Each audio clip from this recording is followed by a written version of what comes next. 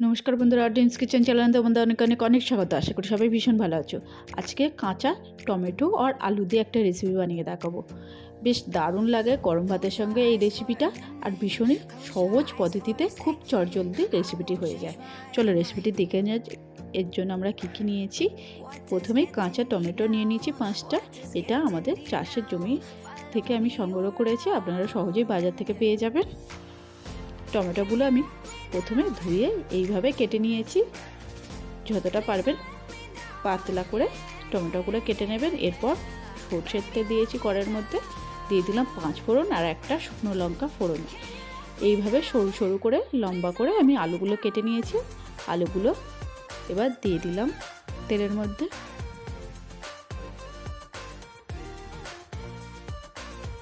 কিছুক্ষণ আলুটা আমি ফ্রাই করে নেব।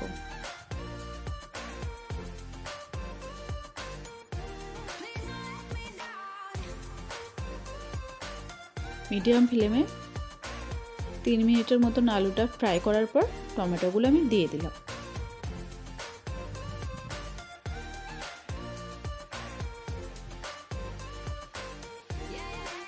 আবারও 3 মিনিটের মতো আলু আর টমেটো একসাথে আমি ফ্রাই করে নেব।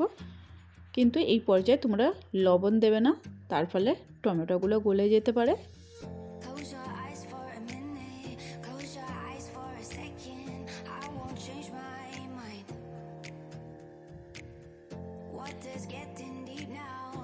তিন মিনিট পর আমি এর মধ্যে অ্যাড করে দেবো আদা, জিরে আর মৌরির পেস্ট।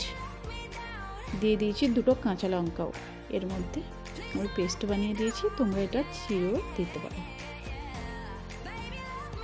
এবার একটু ফ্রাই করে নেওয়ার পর মশলাটা দিয়ে দেবো হলুদ গুঁড়ো,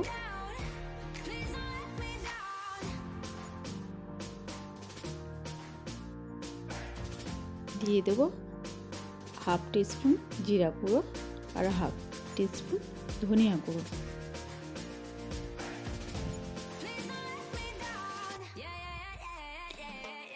মশলাটা খুব ভালো করে সবজির সঙ্গে মিশিয়ে নিতে হবে। কিছুক্ষণ কষানো হয়ে গেছে, এরপর আমি লবণটা অ্যাড করব। এই পর্যায়ে দিয়ে দিলাম পরিমাণ মতো লবণ। আবারও মশলাটা কষিয়ে নেব।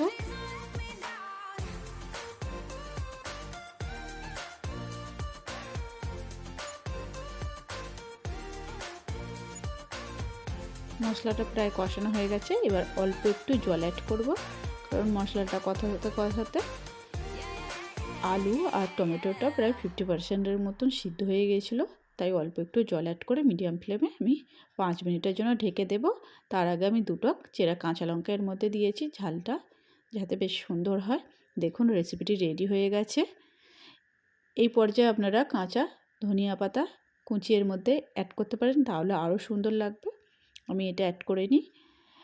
দেখুন কত সুন্দর হয়েছে, আর গরম ভাতের সঙ্গে বেশ সুন্দর লাগে রেসিপিটি। আর রেসিপিটি যদি ভালো লেগে থাকে অবশ্যই কমেন্ট করে জানাবেন, আর ভিডিওটিতে একটি লাইক করে দেবেন, আর চ্যানেলটিকে সাবস্ক্রাইব করে নেবেন।